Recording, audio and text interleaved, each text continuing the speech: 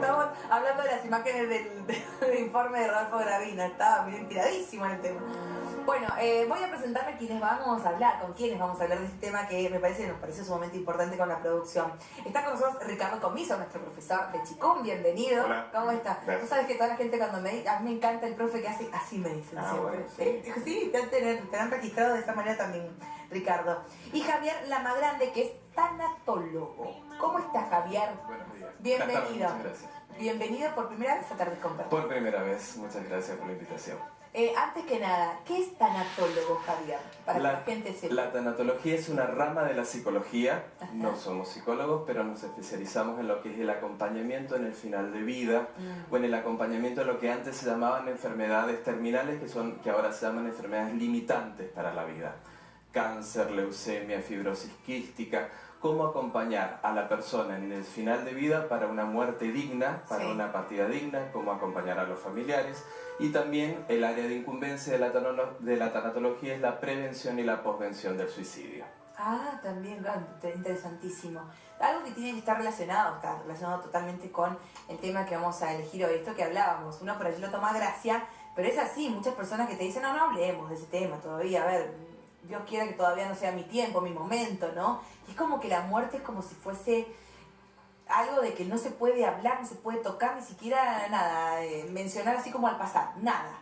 Esto de desmitificar lo que queríamos hacer hoy y hablar justamente de esto, porque como decía el informe, de dos cosas que no nos salvamos en la vida, no sé si será así, pero siempre decimos, ¿no? En la muerte estamos todos seguros que nacemos y morimos. Lo que pasa En es algún que, momento de la vida vamos a lo que, partir pasa de es que este. la vida y la muerte es lo mismo, es una moneda con dos caras. Es decir, si tengo vida, tengo muerte, y eso es permanente.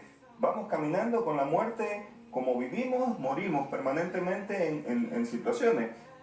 Hago una inspiración, vivo, suelto, muero, vivo, muero, me levanto en la mañana, vivo, me acuesto en la noche, muero.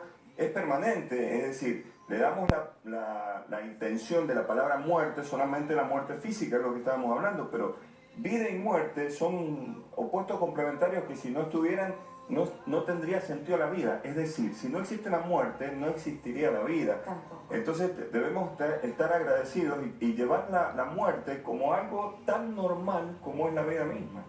Creo que ahí le perderíamos un poco el miedo y la angustia, ¿no? Sobre todo porque, a ver, ¿qué pasa cuando estamos en algunas enfermedades limitantes? Esto que decías vos recién.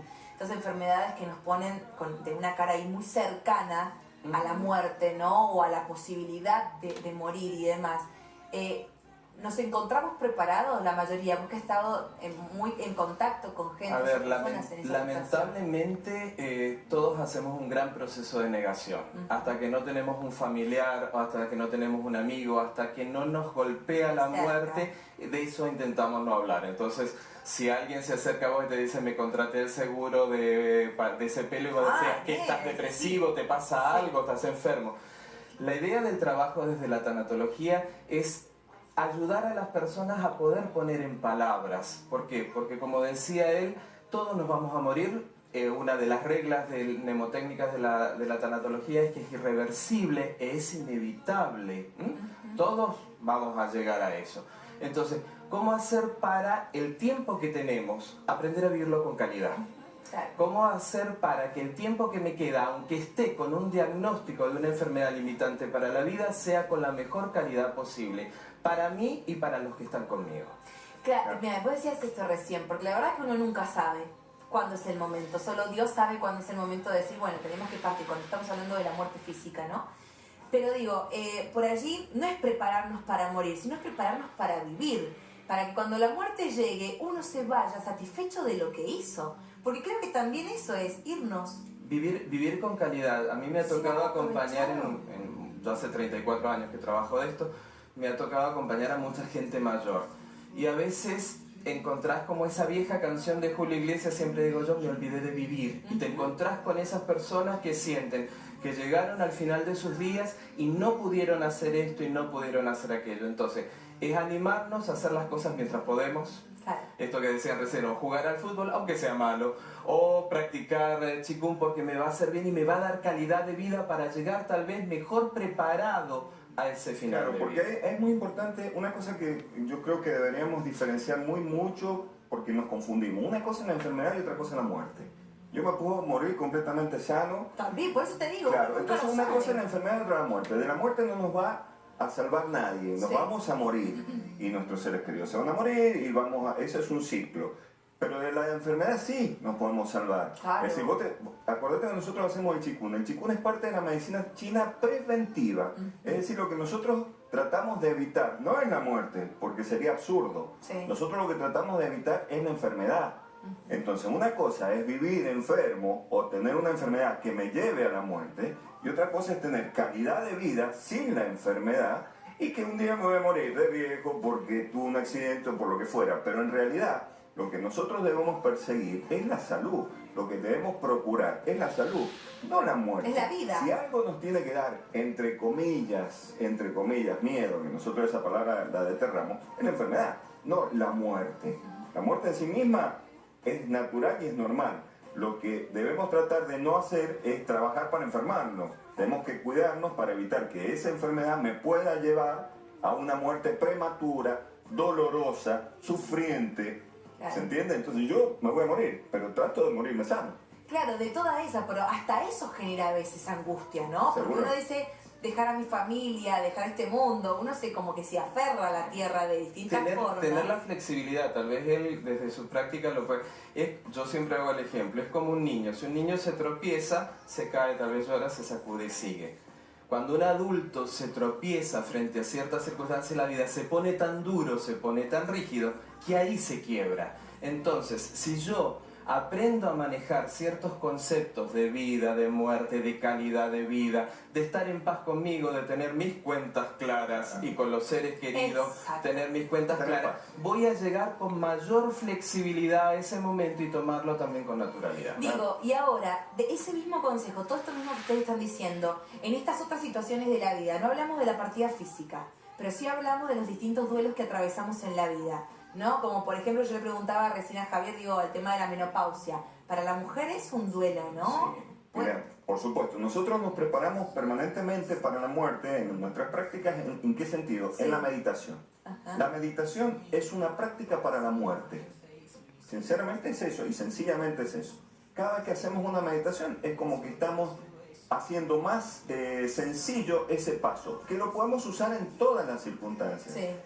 La menopausia, la pérdida de un ser querido, Sí. la pérdida de un trabajo, la pérdida... Bueno, todo eso, cuando nosotros estamos practicando la meditación, que es vivir el presente, en aquí y ahora, ver el vaso medio lleno, no veo vacío y demás, me va a ayudar a afrontar todos esos temas que son normales.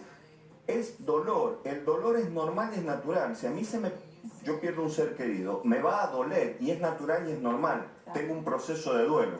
Pero si yo no tengo esa práctica meditativa de venir al presente, de no aferrarme al pasado, de no estar apegado, no lo voy a transformar en sufrimiento. El sufrimiento es ponerle mucha energía a ese dolor. Entonces hay personas que tienen duelos de 20, 30 años porque perdieron un ser querido en su momento y no pudieron hacer ese duelo normal y natural que va a apaciguar ese dolor. Entonces, con la práctica meditativa yo voy a conseguir no transformar el dolor en sufrimiento. Se me viene una película a la cabeza, hablando de todo esto de la muerte y demás. ¿Cómo? Antes de partir. Antes de partir. Se me viene esa película porque digo, mirá cómo somos, ¿no? Que por allí cuando la vida nos sorprende. ¿Esa es la de Denzel Washington? Sí. No, es la de el otro. Jack Nicholson, Jack Nicholson, ese. y no me acuerdo cómo se llama el otro. Ah, no, Morgan Freeman. Morgan Morgan Freeman, exactamente, ese. Lo confundí con Denzel Washington, Sí, no, esa es la película que quería decir. Sí. Digo, que cuando la vida te sorprende, te pone de cara, ¿sí? Con una realidad más dura o con la posibilidad de quizás partir físicamente de este mundo, porque quizás una enfermedad tenés, digo, ahí empezamos a decir, bueno, a ver, ¿qué es lo que tengo qué haría antes de partir de este mundo? ¿Qué es lo que empiezo a hacer? Esa lista, digo, ¿por qué esperar a tener una enfermedad? ¿Por qué esperar a estar tan cerca o que nos toque la vida la muerte tan de cerca? Cuando lo podemos hacer cuando estamos sanos. ¿Qué mejor que hacer sano lo que nos gusta hacer? Digo, ¿por qué el ser humano es tan rebuscado? Claro, que en realidad nos va a pasar. en realidad pues, tendríamos que tener la conciencia de que nos va a pasar eso. Claro. ¿Por qué no hacer esa lista Eso. y concretar todo lo que estamos haciendo? Sabés que necesitamos una fecha de vencimiento, que nos digan hasta acá van a llegar, Para tenés empezar este a- poquito tiempo, apurate. Claro, eso, Dios dirá, ¿quién yo de mi inteligencia, José? ¿Dónde está? Bueno, hay otra película que es El último samurái, que cuando muere el samurái y le va a entregar la espada, le pregunta cómo murió. Entonces el samurái le dice, pregúnteme cómo vivió. Eso es cierto. Esa es la realidad. En realidad no importa cómo muere, lo importante es cómo vive. Javier, vos que te ha tocado acompañar a muchas personas justamente en este estado que estamos hablando, ¿cuál es el proceso que se hace? ¿Logran conciliarse consigo mismo? ¿Se enojan? ¿Cuáles son las etapas o por allí los Básicamente, procesos en un por los que primer pasan? momento, cuando hay un diagnóstico de una enfermedad limitante para la vida, lo primero que hay es un shock paralizante, o sea, esto no me está pasando a mí, esto no quiero que me pase, empiezo a buscar otras opiniones de otros médicos o alguna otra persona que pueda ayudarme. Después de que empiezo con ese proceso de decir, bueno, esto es lo que me está pasando, sí van a haber distintos momentos en donde lo vive en un concepto que nosotros llamamos desde los cuidados paliativos un concepto de dolor total.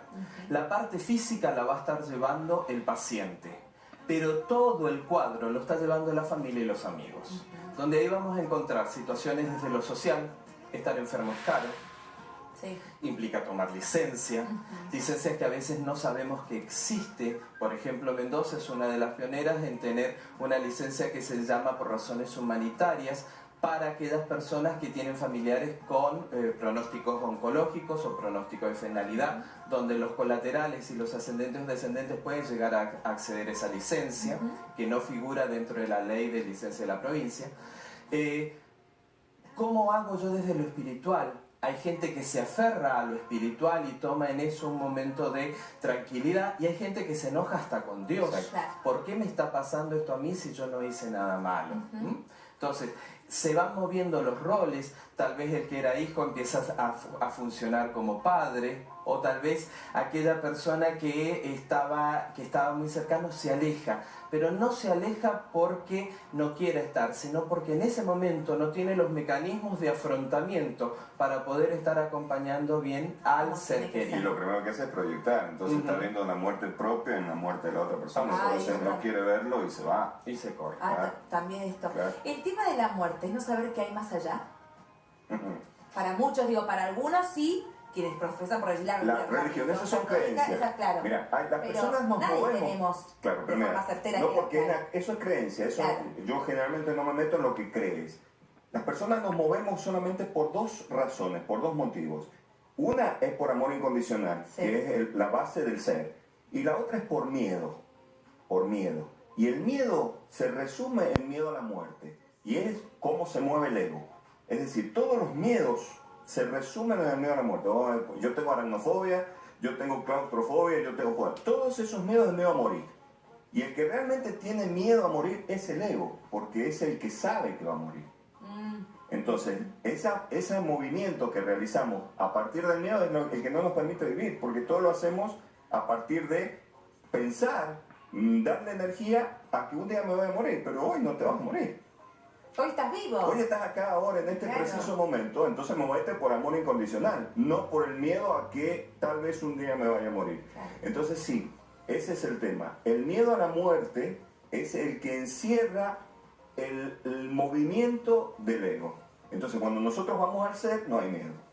Sí, obviamente hay que tener el conocimiento cuando uno lo hace desde ámbitos hospitalarios o desde ámbitos de consultorio, saber cuál es la creencia de la persona. O sea, no va a vivenciar lo mismo una persona que piensa en la muerte, una persona que piensa en la reencarnación, que una persona que siente que todo llegó hasta acá. O también tiene que ver con las experiencias previas. Si a mí me dan un diagnóstico oncológico y yo tuve a mi madre o a mi abuela con un diagnóstico oncológico, Claro.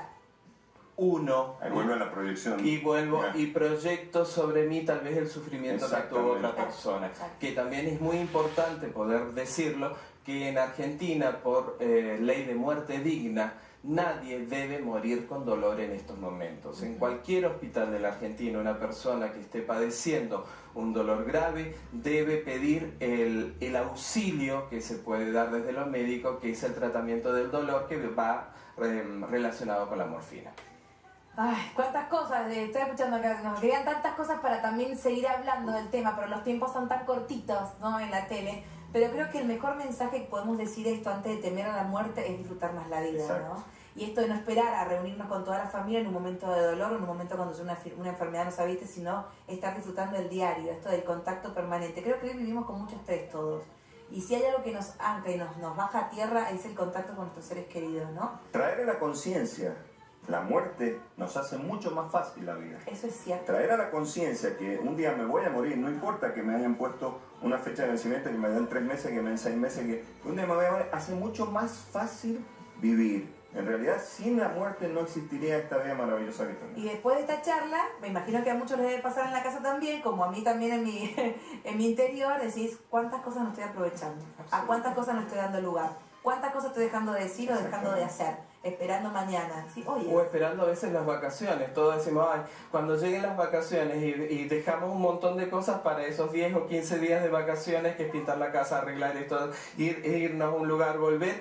Y si hoy puedo hacerlo, Claro. si hoy me puedo dar el tiempo y me puedo dar el permiso de vivir con calidad y con dignidad. Eso con respecto a mí. Y con respecto al otro, va a haber un día que va a ser el último día que lo vas a ver. absolutamente. Entonces, ¿por qué no aprovechar este y darle un abrazo, un beso, llevarle algo? Fuera rencor, fuera pelea, Bien. fuera solamente amigarnos con la vida, que es lo más maravilloso que tenemos, ¿no? Hasta que no la tengamos, hay que disfrutarla y aprovecharla. ¡Me encantó! Muchas gracias a los dos.